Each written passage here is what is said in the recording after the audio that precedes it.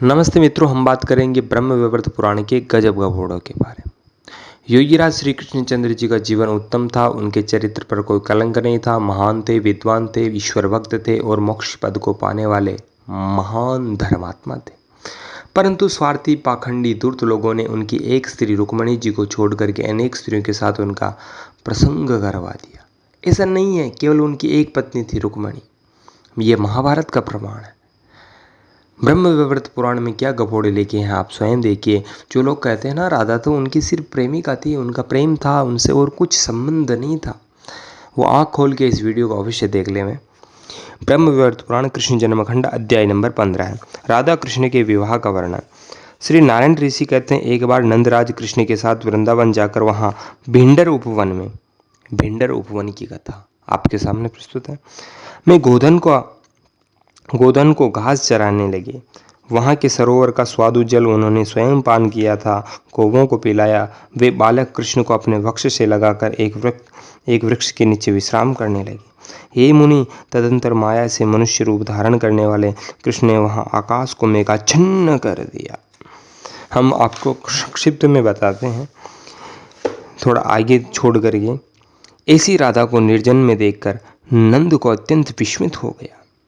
वे भगवती राधा अपने शरीर को प्रदीप्त तेज से दसों दिशाओं को उद्भाषित कर रही थी।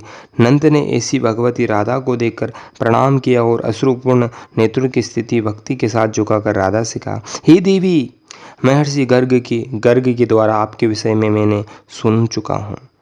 मुझे याद है कि आप हरि कृष्ण की प्रिय हैं। आप लक्ष्मी से भी अधिक हरि को प्रिय हैं। मेरी गोद में यह बालक महाविष्णु से भी श्रेष्ठ अच्युत है। यह मैं भी जानता हूँ, तथापि मैं विष्णु माया से मोहित हूँ। हे भद्रे, आप अपने इन प्राणनाथ को लीजिए और आप अपना मनोरथ पूरा करके मेरे इन पुत्र को पुनः देने की कृपा करिएगा। नंदराज से यह कहकर रोते हुए बालक कृष्ण को राधा के हाथों में दे दिया और बालक को ग्रहण करके राधा सुखपूर्वक मधुरता के साथ हंसने लगी। आगे बालक ने अपना शरीर बहुत बड़ा कर लिया, किशोरावस्था में कर लिया। जो आपको बताऊंगा तो वीडियो बहुत बड़ा हो जाएगा, आप पुस्तक देख करके स्वयं पढ़ सकते हैं। आगे देखिए। भगवती राधिका यह कहकर सानंद चित्त से अपनी बाहों में कृष्ण को उठाकर अपने वक्ष से लिपटाए अपने वांछित दूर स्थान में जाने लगी। वे कामेच्छा के कारण कृष्ण को वक्ष से बारंबार लिपटाकर उसका चुंबन लेती जा रही थी। उसका सर्वांग पुलकित हो उठा। उसको रास मंडल का स्मरण हो आया। जो कहते हैं ना, ये रास मंडल, रास लीला, ये तो भगवान की लीला है। देखो कैसी लीला है, आप स्वयं देखिए। तदंतर राधा ने कृष्ण की माया से रचित सैकड़ों रत्न कलश युक्त रत्न मंडप देखा। वह माया रचित रत्न मंडप नाना चित्रों से चित्रित अनेक वनों से युक्त था। वहाँ सिंदूर के समान रक्त वर्ण मणिस्तंभ विराजमान थे। मंडप के मध्य में चंदन, अगरू, कस्तूरी, कुमकुम आदि गंध द्रव्य लिप्त मालती माला से विरचित मनोहर अनेक पुष्प संज्ञा भी शोभायमान थी। मंडप के मध्य में कहीं कहीं मनोहर नाना भोग्य वस्तु रखी थी। कहीं कहीं दिव्य दर्पण लगे थे। कहीं कहीं पर उत्तम मणियाँ, मुक्ता, माणिक्य एवं मालाएं लगी थी। वे रत्न मंडप मणियों के सार भाग से बने कपाटों से युक्त था। वहाँ पर नाना प्रकार के आभूषण वस्त्र थे और श्रेष्ठ पताकाएं फहराई थी। वहाँ पर कुमकुमाकृति मणियों से निर्मित 7 सोपान थे तथा वह स्थान येसी पुष्प वाटिका से शोभायमान था। तब राधा ने देखा भ्रमर गुंजार उसकी गोद में बालक कृष्ण नहीं है। आप स्वयं और आगे देखिए। उस नव युवक को देखते ही, यानी जो बालक था वो नव युवक हो गया, बड़ा हो गया ही सर्व समृद्धि स्वरूपा राधा विस्मित हो गई। उस युवक के मनोहर रूप को देखकर राशेश्वरी मोहित हो गई। यहाँ पे नवयुवक लिखा है। जो लोग कहते बच्चा है नहीं कर सकता है, ऐसा थोड़ी है, गलत है। वो आंखें खोल के देख ले। काम के वशीभूत हो जाने के कारण राधा के नयन द्वय रूपी चकोर उस पुरुष के मुख चंद्र के रश्मियों को मानो पान करने लगा। तभी राधा नव संगम की लालसा से निर्निमेष नेत्रों से उस पुरुष को देखने लगी। उसके अंग रोमांचित हो उठे। वे अतीव कामतुरा हो गई। उस समय श्री कृष्ण ने खिले कमल के समान हास्ययुक्त मुख वाली नव संगम योग्य राधा को अपनी ओर कटाक्ष चितवन से देखते हुए कहा। ये भी थोड़ा आगे लेकर के, हे साध्वी, तुम मेरे पास सैया पर आकर अपने वक्ष से लिपटा लो। जैसे देह की शोभा आभूषण होते हैं, उसी प्रकार तुम मेरी शोभा हो। लोक में लोग मुझे कृष्ण कहते हैं। जब मैं तुम्हारे बिना रहता हूँ, तुम्हारे साथ होते ही सभी लोग मुझे श्री कृष्ण कहते हैं। तुम ही मेरी श्री संपत्ति और आधार रूपा हो। तुम सर्वशक्ति स्वरूपा हो। मैं ही सर्वरूपमय अक्षर अविनीश्वर हूँ। हे राधे, वेद का यह निर्णय है कि तुम स्त्री और मैं पुरुष हूँ। यह गपोड़ा है, वेद में ऐसा कोई निर्णय नहीं है। आप वेद पढ़ के देख लेना। स्वार्थियों ने वेद को आगे रख करके अपना स्वार्थ सिद्ध करने का भरपूर प्रयास किया है। आगे संक्षिप्त में बता रहा हूँ, अगर पूरा जानना है ब्रह्म विवर्त पुराण खरीद के पढ़ लो। आप सैया पर है। इस वार्ता कथा में जो क्षण व्यर्थ निकल गया है, वह मुझे युग के समान लग रहा है। मैं उसे वापस नहीं ला सकती। आप मेरे वक्ष तथा सिर पर अपना चरण कमल स्थापित करिए। सतह विरह ज्वाला से मेरा मन जल रहा है। मेरी दृष्टि सर्वप्रथम आपके चरण कमलों पर पड़ी है। मैंने तब क्लेश होने पर भी आपके अंग अन्य दर्शनार्थ आपकी ओर दृष्टि नहीं हटाया। मेरी दृष्टि इसके पश्चात आपके प्रत्येक अंगों का दर्शन करके आपके मुख कमल पर पड़ी। आपके शांत मुख कमल पर जैसे ही दृष्टि पड़ी, वह दृष्टि अब अन्यत्र जाने में अक्षम हो गई।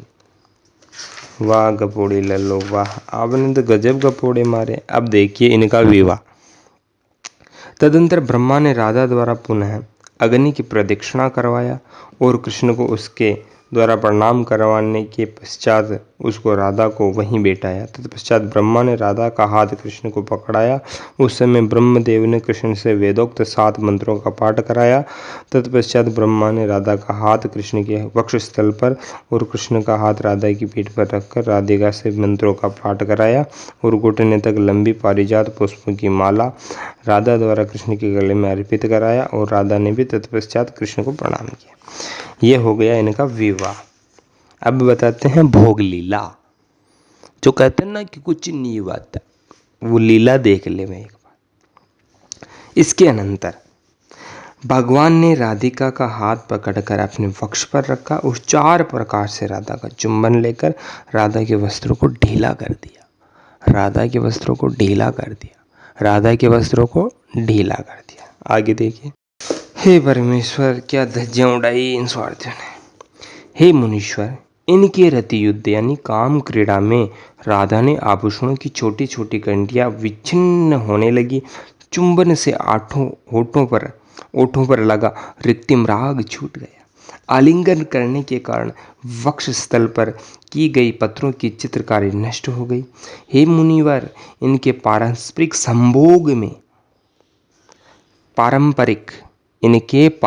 संभोग में केश पात्र खुल गए, तिलक सिंदूर फैल गया और विपरीत आदि रति के समय आलता प्रभृति पूंछ